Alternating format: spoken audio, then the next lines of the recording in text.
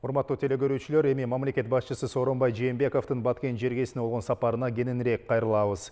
Президент Сооронбай Жээнбеков 2 күндүк иш сапары менен Баткен облусуна барды. Жергиликтүү эл менен болгон жолугушууда өлкө башчы мамлекет азыр дал ушул өлкөнүн алыскы аймактарына өзгөчө көңүл буруп жатканын билдирди. Мамлекет башчынын Баткен жергесиндеги иш сапарынан кабарчыбыз Миргүл Бокошова жеринен билдирет.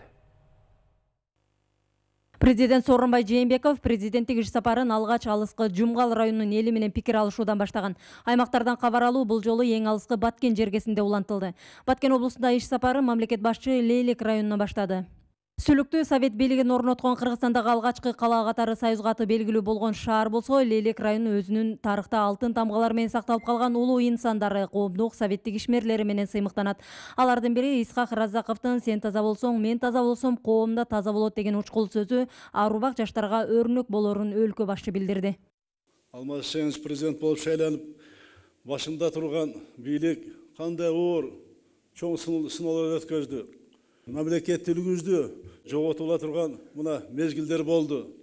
Бирок Кудай колдоп, мына элибиздин акылмандыгы менен ошол биздин жетекчилик Алмаз Шеңиз башта турган бийликтин катуу турганы менен мына мамлекеттүүлүк сакталып, түштүк дебей, бир мамлекет болуп, мына өнүгүү жолуна биз түштүк. Айыл чарбасында акыбал кандай эле, техника жок. Кредиттер жок эле, 22% кредиттер берилчү 10 жыл мурун, 7 жыл мурун эле, 9-жылдары, 10-жылдары. Айыл чарбага лизингке техника берилчү эмес. Мына азыр кааласаң айыл чарбасына техника лизинг бар. 6%дан чейин кайра иштетүү өнөр жайына кредиттер. Россия Кыргыз фонду мына кредиттерди берип, мына алдыга жылуу деген мына ушул болот туугандар. Региондорду өнүктүрүү маселеси мына колго алдык. Эмне үчүн колго алдык? Мына азыр региондордо эң биринчи Кыргызстандагы болуп жаткан каражаттардын бардыгы тең, болгон мүмкүнчүлүктөр сырттан келип аткан. Бардыгы тең бөлүнүп, тең иштей башташ керек. Биринчи маселе коюп атабыз, кредиттик саясаттардагы саясатты өзгөртүп, ошол мисалы Лейлекте мен ишкана курам, иштейм, айрыкча айыл чарбасынан кайра иштетүү өнөр жайын жолго коем деген ишкерлер болсо, ошолорго мамлекет тарабынан гарантия берип, күрөшүнө, ошол Россия Кыргыз фондуна кредиттерди берип, бюджеттен берилип аткан 6% кредиттерден берип, ошол ишкерлерди колдоо, ошол жердеги кайра иштетүү өнөр жайын жолго салуу, башка дагы өнөр жайда иштей турган завод, фабрика болсо, ошол жерде жумуш орнотуп турган ишканалар, иштетем деген ишкерлерди колдоо максатында мына региондорду өнүктүрүү маселесин мына алып чыгып атабыз. Мамлекет башчы аймактарды өнүктүрүү жылында өзгөчө көңүл аймактардын социалдык экономикалык абалына бурулаарын белгиледи. Өзүнүн президенттик мөөнөтүндө жемкорлук менен күрөшүү эң приоритеттүү багыт катары болорун белгилеген мамлекет башчы коррупция менен паракорлукту ооздуктоого карапайым калктын жардамы керектелерин, жарандарды ар кандай жагдайларга көңүл кош карабоого чакырды. Коррупция менен күрөш маселесин ушул жерде келип айттым эле, эң башкы маселе деп. Мына бул дагы менин президенттик мөөнөтүндө эң приоритеттүү маселе болуп калат. Күрөш аеосуз жүрөт, катуу жүрөт буюрса, бирок бул күрөштү бир эле президенттин колунан жалгыз келе бербейт. Үч бийликтин бутагы тең колдоп, жалпы эл колдоп, эл ачык боло баштап, ошо туура эмес нерсе болуп аткандарды эл өзү айта баштаганда, күрөшө баштаганда, анан кийин коррупция жеңилет. Өлкө соңку жылдары бир катар олуттуу оор сыноолорду баштан кечиргенин айткан мамлекет башчы эгемен алган жылдардан тартып такталбай, чечилбей келе жаткан чек араларды делимитациялоо, демаркациялоо иштери соңку 2 жылда коңшу мамлекеттер менен орток пикир табуунун натыйжасында бир топ жетишкендиктерге жетишилгенин билдирди. Алыскы туугандан жакынкы коңшу деп, мына коңшулар менен мамилени чындай баштадык. Мына Россия менен болгон жакшы мамилебиз дагы жогору деңгээлге чыкты. Казакстан менен мына барып граница боюнча бүтүп калган болчу. Насип эке мына кол коюш мага туш келди. Мен кол коюп, чек ара боюнча маселе чечилип толугу менен бул ишке ашты. Мына кече Тажикстанга барып келдик. Абиш Алыбаевич мына чогоруп келди коңшу область катары.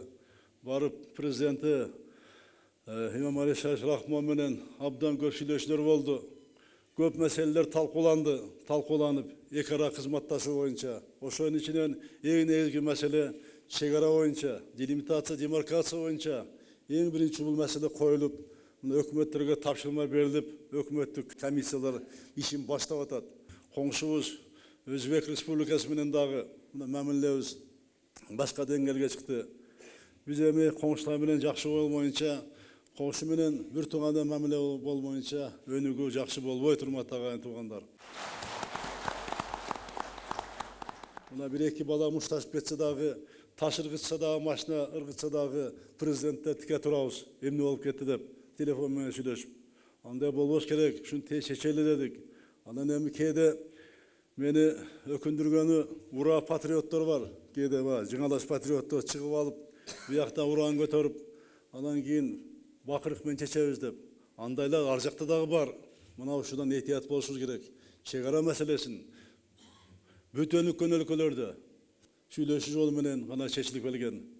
Өлкө ичиндеги өзгөрүүлөрдүн байкаларлык деңгээлде жүрүп жатканын жергиликтүү эл да айтып өттү. Эки мамлекет менен чектешкен баткендиктер үчүн чек ара маселеси эгемен алган жылдардан тартып бир топ көйгөй жаратып келген. Кече сиз Тажикстанга барып жолугушуудан кийин баягы кабактары ачылып, жакшы маанайда жакшы жылмаюулар.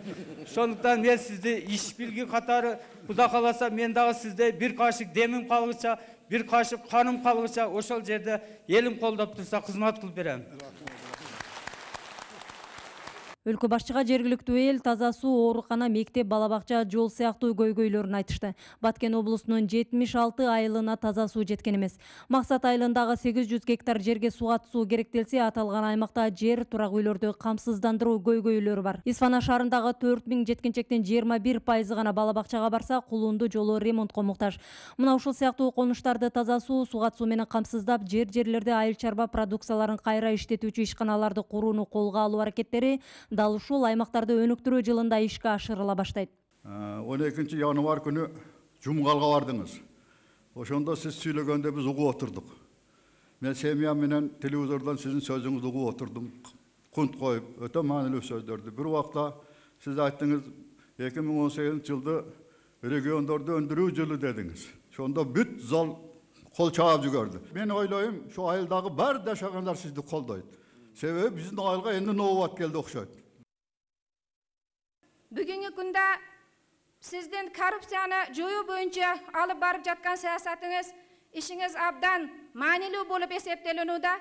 Эмнеге дегенде, бул иш эртеңки келечегибиз үчүн, мамлекетибиздин оңалуусу үчүн, өнүгүүсү үчүн чоң обалга болуп эсептелет. Ондогон жылдар бою көз жазымында калып келген бул маселелерге соңку 4 жылдан тартып көңүл бурула баштаган. Аймактарды өнүктүрүү жылында бул аракеттер дагы улантылат. Быйыл аталган аймакка кубаттуулугу 110 киловаттык Исхак Раззаков атындагы көмөкчү чордон курулат. Бул аймактын элинин электр жарыгына болгон мүмкүнчүлүгүн кеңейтет. Ислам өнүктүрүү банкы тарабынан Баткендеги таза суусу жок 76 айылдын 61 айылына таза суу жеткирүү аракети башталды. Учурда облустун аймагында 14 социалдык объекттин курулушу жүрүп жатат. Соңку 5 жылда Баткенде 9 орто мектеп, 11 бала-бакча салынган. Мунун 4-өө дал ушул Лейликте жайгашкан. Натыйжада жеткинчектердин бакчага тартылуусу 40% түзгөн. Бакча курагындагы балдардын тарбиялануусу 2010 жылы 10% гана түзгөн. Миргүл Бокошова, Акжол Айбашев, Коомдук биринчи канал, Баткен облусу.